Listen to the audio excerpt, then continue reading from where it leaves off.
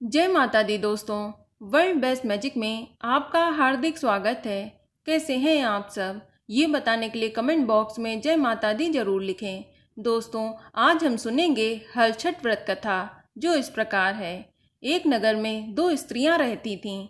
दोनों एक ही परिवार की थीं और रिश्ते में देवरानी जेठानी लगती थीं। देवरानी का नाम सलोनी था, जो बड़ी ही नेक, सदाचारणी तथा दयालु थीं, और जेठानी का नाम तारा था। वह स्वभाव से ही बड़ी ही दुष्ट थीं। एक बार दोनों ने हलछठ का व्रत किया। विधि पूर्वक पूजन इत्यादि के बाद शाम को दोनों भोजन के लिए थालियां परोसकर ठंडी होने के लिए रखकर बाहर जा बैठीं। उस दिन सलोनी ने खीर तथा तारा ने महेरी बनाई थी। अचानक दो कुत्ते उनके घर में घुसे और भोजन खाने लगे।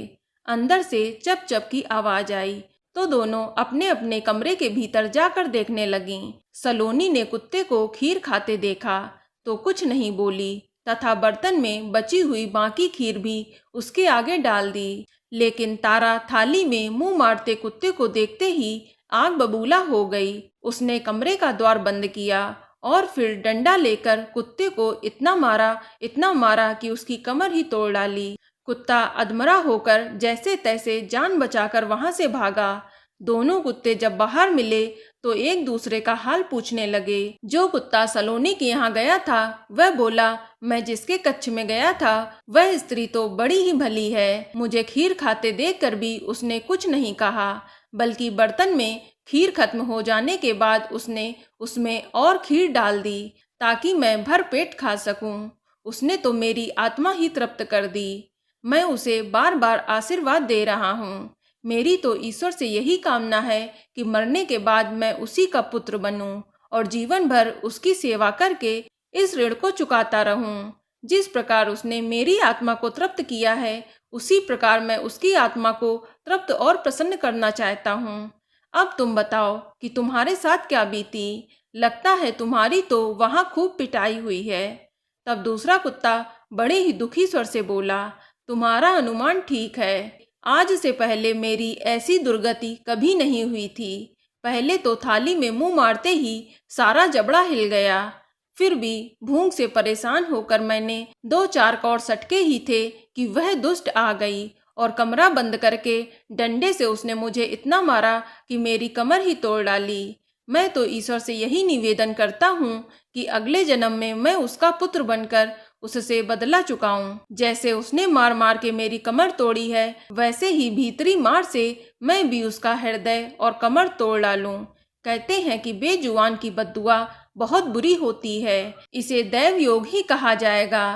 कि दूसरा कुत्ता शीघ्र ही मर गया और मरकर उसने तारा के घर में ही पुत्र रूप में जन्म लिया। पुत्र रत्न पाकर तारा बहुत खुश हुई। पुत्र को लेकर उसने अपने मन में बड़े बड़े मंसूबे बांध लिए।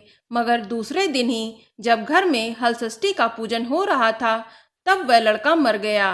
तारा की तो जैसे दुनिया ही उजड़ गई। वह दहाड़े मार मार कर रोने लगी, मगर किया भी क्या जा सकता है। जैसे तैसे उसने अपने सीने पर सब्र का पत्थर रख लिया।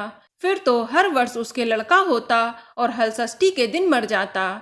जब 3-4 बार ऐसा हुआ तो तारा को इस पर कुछ संदेह हुआ कि आखिर मेरा लड़का हलषष्ठी के दिन ही क्यों मरता है। फिर एक रात सपने में उसे वही कुत्ता दिखाई दिया।